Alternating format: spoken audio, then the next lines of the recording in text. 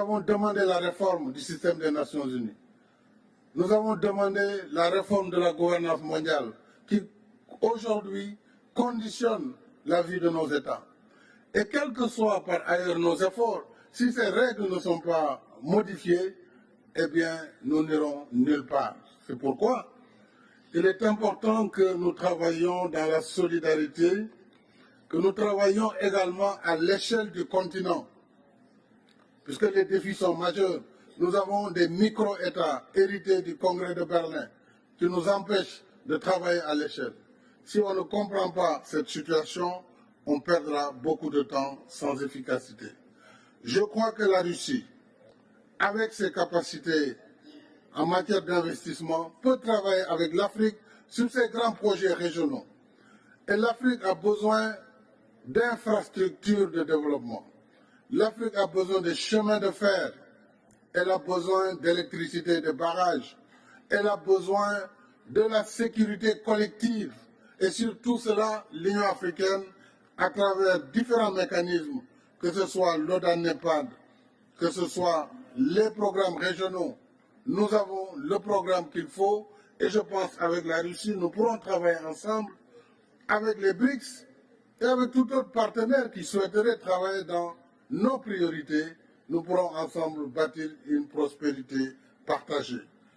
Je pense que s'agissant maintenant de nos soucis, et notre souci principal reste la paix sur le continent. Notre souci, c'est la sécurité à l'échelle du continent et du monde. Nous souhaitons, Monsieur le Président, la désescalade pour aider à l'accalmie et à la restauration du libre commerce des céréales et des fertilisants.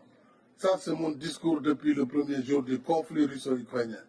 Puisque l'Afrique, au-delà du blé, produit des céréales. Nous produisons du mil, du maïs, du sorgho. Nous produisons toutes sortes de céréales. Mais sans fertilisants, comment allons-nous faire? Donc toutes les contraintes contre le commerce des céréales et des fertilisants doivent être levées. Mais ce soir, nous verrons le président et je pense que nous aurons l'occasion, sur l'initiative de la paix africaine, d'avancer sur ces sujets.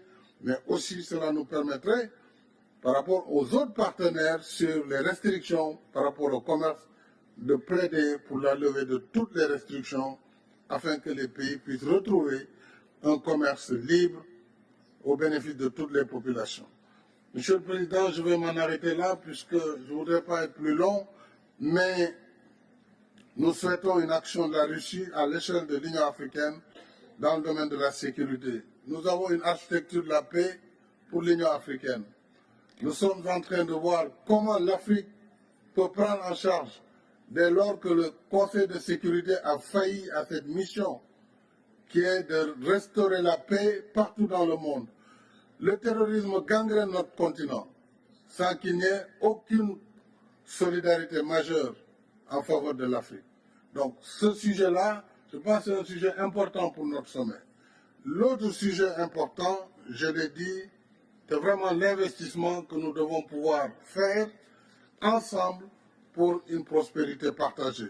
Je ne peux terminer, Monsieur le Président, sans vous féliciter et vous remercier pour le soutien diligent que vous avez apporté à la demande d'adhésion de l'Afrique comme membre de plein droit du G20.